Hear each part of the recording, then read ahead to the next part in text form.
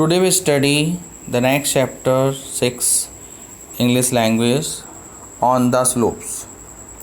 It is a very pleasant in a summer on hills. गर्मियों के दिनों में पहाड़ियों पर बहुत अच्छा मौसम होता है. Nature is the hair youth then. यहाँ पर जो प्रकृति होती है वो अपने यौवन अवस्था में होती है. But some time there can be some problem which can be a dangerous for life.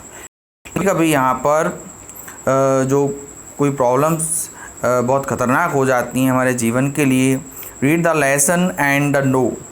Chapter पढ़िए और समझिए what the Sophie mention experience during such adventure journey in the hills. तो सोफी मेंशन जब मतलब जर्नी हिल्स पर गया था तो उसके साथ क्या घटना घटी और उसने क्या एक्सपीरियंस किया. तो माइटी स्टॉर्म क्लाउड अप्रोचेस. ख़तरनाक बड़ा सा एक तूफ़ान अप्रोच हमारी तरफ बढ़ रहा था.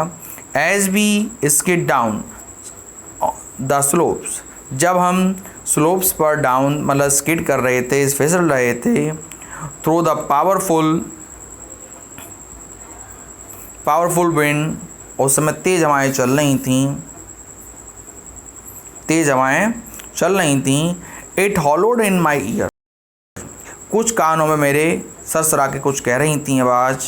It felt like the wind. ये मुझे महसूस हुआ कि wind was the sending me a warning. हवाएं मेरे पास कुछ वार्निंग भेज रही हैं, कुछ सूचनाएं भेज रही हैं. Looking out through my purple ski goggle. जब मैंने अपने बैगनी रंग के जो गॉगल्स यानी चश्मे से जब मैंने झांक कर देखा. I scan the landscape for my dad. तो मैंने स्कैन किया, पहचाना कि आसपास के जो लैंडस्केप है जहाँ पर मेरे जो पिताजी हैं. Snow was plastered. यहाँ पर जो बर्फ़ थी वो चिपक चुकी थी अक्रॉस द ट्रीज पेड़ों पर. एंड द फ्रीज एयर और हवा को ठंडा कर दिया था. बाय सीपिंग जो ठंडी हवा थी वो मेरे अंदर धीरे धीरे रिस रही थी. थ्रो माई जैकेट से मेरे शरीर में घुस रही थी. सिवरिंग जब मैं कांपने लगा.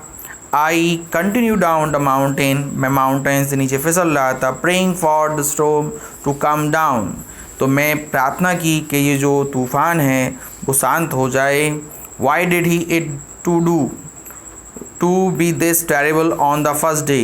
ये क्यों ऐसा तूफ़ान आया पहले दिन ही. On the first day of the Christmas holiday. Christmas का पहले दिन की छुट्टी थी, उस दिन ये तूफ़ान क्यों आया.